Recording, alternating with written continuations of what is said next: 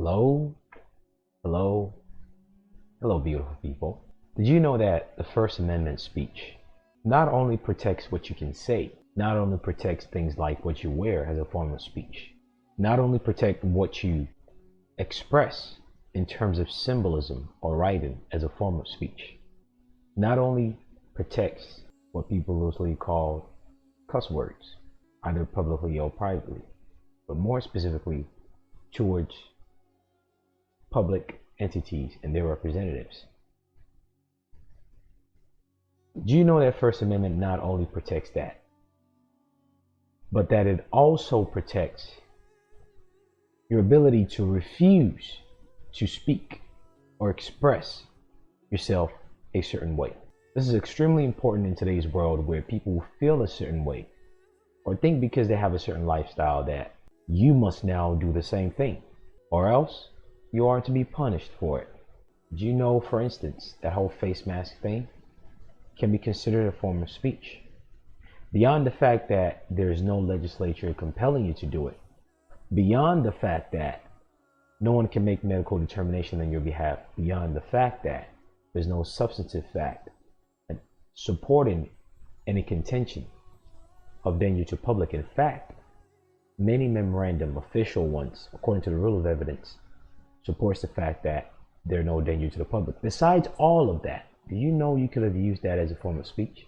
But nonetheless, let's put that to the side. That was only brought up just for the future, because if that could happen as a social experiment, intertwined with social political interest, whereby they're removing a certain class of people when it comes to finance, and basically a stronger hegemony and control of finance is taking place, and fear of safety, one of the most basic human instinct, was used to kind of push that forward. Besides all that, know that something else is coming in the future similar to that.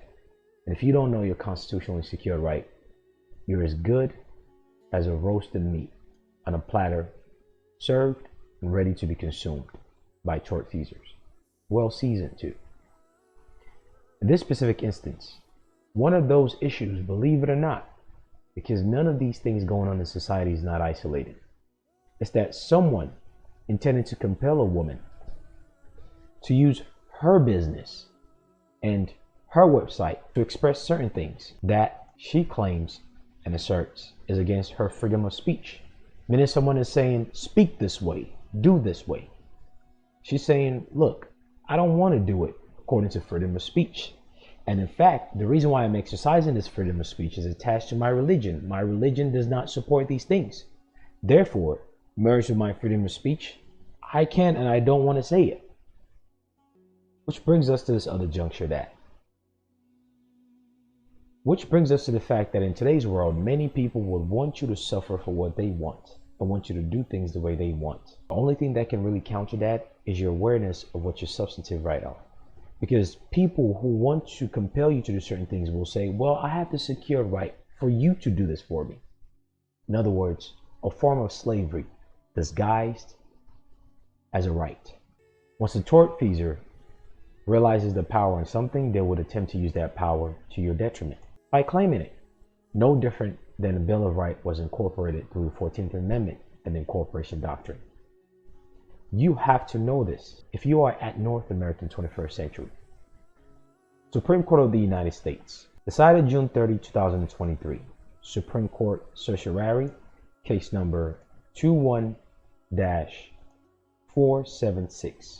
CADA prohibits all public accommodations from denying the quote, full and equal enjoyment of its goods and services to any customer based on his race, creed, disability, sexual orientation, or other statutorily enumerated traits.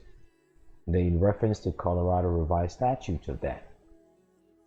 So the first thing the Supreme Court introduces that, well, within this given state, no one is to be discriminated based on race, color, sexual orientation, disability, and so and so.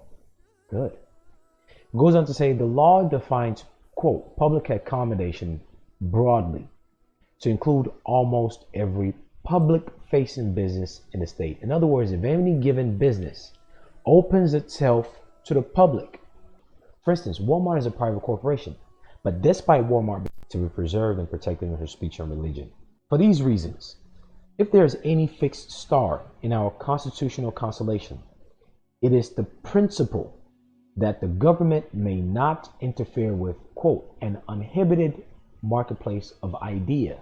If there's any fixed star, then a principle, something that's the foundation that will not change in our constitutional constellation, it is the principle that the government may not interfere with an uninhibited marketplace of idea. Public entities read the freedom of speech. They think it's my ability to say whatever I want. Yes, that's part of it. But it also involves your ability to not say what someone wants to compel you to. No different than right of association. Right of association includes your ability to create organizations that benefits you. Right of association also involves your ability to not affiliate or associate with others that does not benefit you. Simple basic equation.